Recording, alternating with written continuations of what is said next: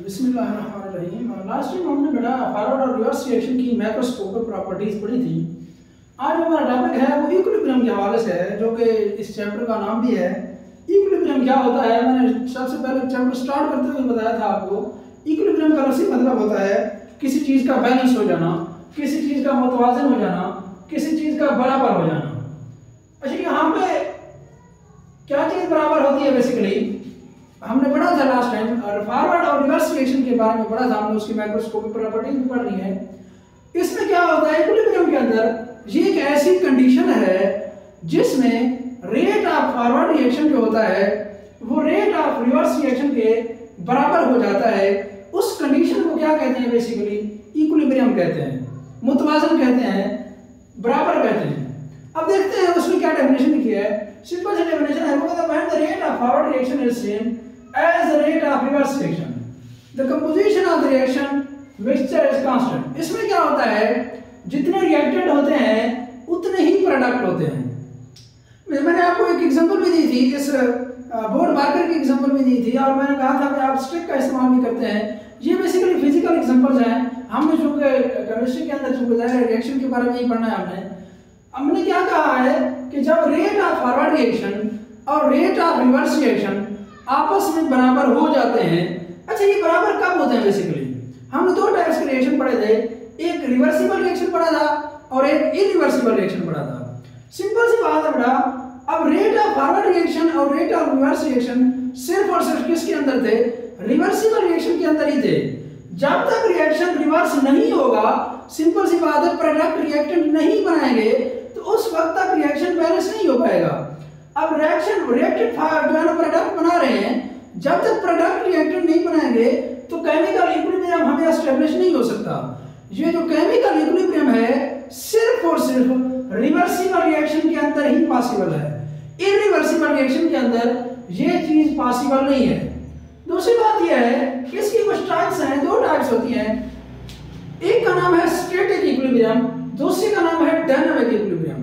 अच्छा, स्टैटिक नाम से ही जाहिर है, स्टैटिक का लफ्ज़ी मतलब होता है साकन, किसी चीज का साकन हो जाना, किसी चीज का मुंजमद हो जाना, किसी चीज का स्टॉप हो जाना, किसी चीज का बिल्कुल सीज हो जाना, बंद हो जाना, स्टॉप हो जाना। अच्छा, स्टैटिक इक्विलिब्रियम ये वो कंडीशन है इक्विलिब्रियम की जिसमें बेटा क्या होता है, जिसमें वो रिएक्शन होता है वो सीज हो जाता है। सीज का लफ्ज़ उसने इस्तेमाल किया है टेक्स्ट बुक के अंदर। सीज का मतलब होता है बंद हो जाना, स्टॉप हो जाना। ये ऐसी कंडीशन है type of equilibrium in which the reaction ceases to proceed. Reaction क्या होता है, इक्विलिब्रियम की पोजीशन पे आ गया, अब उसके बाद रिएक्शन क्या हो जाता है, उसी इक्विलिब्रियम की स्टेज के ऊपर आकर ही जो रिएक्शन होता है वो स्टॉप हो जाता है। इस कंडीशन को, इस इक्विलिब्रियम की टाइप को हम स्टैटिक इक्विलिब्रियम कहते हैं। स्टैटिक का मैंने लफ्ज़ी मतलब भी बताया है, साकिन हो जाना, किसी चीज का बंद हो जाना, किसी चीज का स्टॉप हो जाना। ये इक्विलिब्रियम की वो कंडीशन है जब रिएक्शन इक्विलिब्रियम की पोजीशन पे पहुंचता है, उसके बाद रिएक्शन क्या हो जाता है, सीज हो जाता है, मजीद प्रोसीड नहीं कर पाता, मजीद रिएक्शन रिएक्टेंट प्रोडक्ट नहीं बनाते, प्रोडक्ट रिएक्टेंट नहीं बनाते, rate of forward reverse reaction बराबर हो चुके होते हैं, बट क्या होता है, वो जो रिएक्शन होता है उस वक्त वो स्टॉप हो जाता है। अच्छा, उसके बाद इसकी एग्जांपल बहुत ही आसान एग्जांपल उसने दिया है। इसके चाहिए बड़ा, ये जो रिएक्शन की जब हम बात करते हैं, ये फिजिकल एग्जांपल्स हैं इसकी। जिस तरह वो कहता है a building remains standing rather than falling down। अब बिल्डिंग है, आप किसी बिल्डिंग के अंदर बैठे हैं, तो ये रिएक्शन क्या होता है, इसके अंदर क्या होती है, इसके अंदर ये देखें आप बिल्डिंग नहीं गिरती। उसकी क्या रीजन है? उसकी वो रीजन ये कहता है because all the forces acting on it are balanced. क्योंकि तमाम की तमाम फोर्सेस जो इसके ऊपर एक्ट कर रही हैं, जो इसके ऊपर अमल पैरा है, वो तमाम की तमाम फोर्सेस क्या हैं, बैलेंस्ड हैं, मुतवाज़न हैं, बराबर हैं। इसी वजह से ये जो बिल्डिंग है वो नहीं गिरती, अदरवाइज बिल्डिंग को गिर जाना चाहिए था। उसके बाद डायनामिक। डायनामिक का क्या मतलब होता है? जो मूवमेंट, डायनामिक का लफ्ज़ी मतलब है मूवमेंट। ऐसा रिएक्शन जिसमें क्या होता है, ये इक्विलिब्रियम की वो स्टेज है जिसमें rate of forward reaction rate of reverse reaction के बराबर हो गया।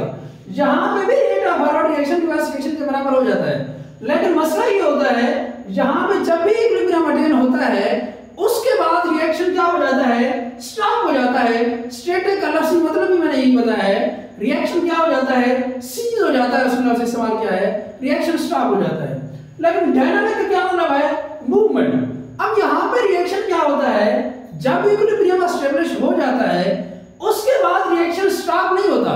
रिएक्शन पूरी जो है ना, जिस तरह पहले चल रहा था पूरी जद्दोजहद के साथ, पूरे जो है ना इसी के पावर के साथ एक रिएक्शन जो है ना क्या होता है, रेट इसमें होता है सिर्फ यही होता है कि जो रिएक्शन है इक्विलिब्रियम के स्टेज के ऊपर जाके स्टॉप नहीं होता, बल्कि क्या होता है, जारी रहता है, मूवमेंट के अंदर रहता है। रेट ऑफ फॉरवर्ड रिएक्शन क्या होता है, रेट ऑफ रिवर्स रिएक्शन के बराबर होता है। जितने रिएक्टेंट प्रोडक्ट बना रहे होते हैं उतने ही प्रोडक्ट दोबारा रिएक्टेंट बना रहे होते हैं। इस तरह ये रिएक्शन चलता रहता है, चलता रहता है, जब तक इसके ऊपर कोई कंडीशंस अप्लाई ना की जाए, जब तक इसके जो है ना ये इसको डिस्टर्ब ना किया जाए, उस वक्त तक ये डायनामिक इक्विलिब्रियम जारी रहता है। रिएक्टेंट प्रोडक्ट बनाते रहते हैं, प्रोडक्ट दोबारा रिएक्टेंट बनाते रहते हैं, और रिएक्शन हमेशा इक्विलिब्रियम की पोजीशन में ही रहता है। दोनों टाइप्स के अंदर रिएक्शन होना इक्विलिब्रियम की पोजीशन में भी है। लेकिन यहाँ पे क्या होता है, स्टैटिक के अंदर जब रिएक्शन इक्विलिब्रियम की पोजीशन के ऊपर पहुंचता है यहाँ पे जाके स्टॉप हो जाता है। जब डायनामिक की बात करते हैं यहाँ पे रिएक्शन स्टॉप नहीं हो पाता, बल्कि क्या होता है, rate of forward reaction rate of reverse reaction के बराबर हो जाते हैं। और दोनों क्या होते हैं, इसके अंदर भी बराबर होते हैं, लेकिन यहाँ पे रिएक्शन स्टॉप नहीं होता, स्टिल कंटिन्यू रहता है, चलता रहता है, जारी रहता है। देखते हैं क्या लिखता है वो, the type of equilibrium in which the reaction does not stop। ये पते की बात है, वो कहता है does not stop। यहाँ पे स्टैटिक के अंदर मैंने क्या कहा था, रिएक्शन स्टॉप हो जाता है, लेकिन यहाँ पे क्या होता है, does not stop, यहाँ पे स्टॉप नहीं होता। तो फिर क्या होता है, only the rate of forward reaction and reverse reaction become equal to each other but take place in opposite direction। इसमें क्या होता है, मैंने यही बात की है कि rate of forward reaction rate of reverse reaction के बराबर होता है और एक दूसरे की अपोजिट साइड में चलते रहते हैं। रिएक्टेंट प्रोडक्ट बना रहे हैं, लेफ्ट टू राइट जाते हैं, प्रोडक्ट दोबारा रिएक्टेंट बना रहे हैं, वो राइट टू लेफ्ट जा रहे हैं, तो ये एक दूसरे के अपोजिट हैं। आपको पता है फॉरवर्ड और रिवर्स रिएक्शन एक दूसरे के अपोजिट ही चलते हैं। फॉरवर्ड का मतलब है आगे जाना, रिवर्स का मतलब है पीछे हटना। तो फॉरवर्ड के अंदर रिएक्टेंट प्रोडक्ट बना रहे होते हैं, रिवर्स के अंदर प्रोडक्ट रिएक्टेंट बना रहे होते हैं। तो इस तरह ये क्या होता है, rate of forward reaction rate of reverse reaction के बराबर हो जाता है इसके अंदर। अच्छा, उसके बाद इसकी ग्राफिकल रिप्रेजेंटेशन उसने दी है। अब देखिए इस साइड में मैंने रेट ऑफ रिएक्शन लिखा है, रिएक्शन का रेट लिखा है, इस साइड पे टाइम लिखा है। अब फॉरवर्ड रिएक्शन मैंने माइक्रोस्कोप में प्रॉपर्टीज के अंदर भी बताया था, जो फॉरवर्ड रिएक्शन होता है वो क्या होता है, ग्रेजुअली डिक्रीज होता जाता है, वक्त के साथ साथ उसकी स्पीड उसका रेट कम होता जाता है।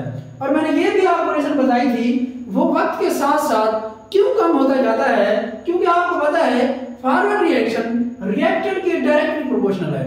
जब सिंपल सी बात है, सबसे शुरू के अंदर तो रिएक्टेंट की मिकदार मैक्सिमम थी, तो उस वक्त फॉरवर्ड रिएक्शन मैक्सिमम था। आप यहाँ पे देख सकते हैं, ये फॉरवर्ड रिएक्शन यहाँ से पीक शुरू होती है। अब ये यहाँ पे ये जो रिवर्स रिएक्शन है उसकी पीक यहाँ से शुरू होती है। अब देखें फॉरवर्ड रिएक्शन ऊपर है, आप ग्राफ के अंदर देख सकते हैं फॉरवर्ड रिएक्शन ऊपर है, इसकी यहाँ पे जो क्वांटिटी है, इसकी जो यहाँ पे स्पीड है वो क्या है, मैक्सिमम है। वो वक्त के साथ साथ आपको नजर आ रहा है, वक्त के साथ साथ जो स्पीड है, इसकी जो रेट है फॉरवर्ड रिएक्शन का, वो कम होता जा रहा है। ग्राफिकल रिप्रेजेंटेशन के अंदर आप देख सकते हैं जो फॉरवर्ड रिएक्शन है वो ग्रेजुअली क्या हो रहा है, स्लो डाउन हो रहा है, कम हो रहा है। उसकी रीजन भी मैंने आपको बताई थी, क्योंकि रिएक्टेंट की मिकदार कम होती जा रही है। जितनी रिएक्टेंट की मिकदार कम होगी, रिएक्शन उतना स्लो होता जाएगा, और प्रोडक्ट की मिकदार बढ़ती जाती है क्योंकि, तो रिवर्स रिएक्शन क्या होता है, बढ़ता जाता है, क्योंकि वो प्रोडक्ट के ही डायरेक्टली प्रोपोर्शनल है। जितने ज्यादा प्रोडक्ट होंगे उतना जो रिवर्स रिएक्शन है वो उसकी स्पीड ज्यादा होगी, वो उतना फास्ट होगा, वो उतने ही प्रोडक्ट ज्यादा को उतने ही रिएक्टेंट के अंदर कन्वर्ट कर देगा।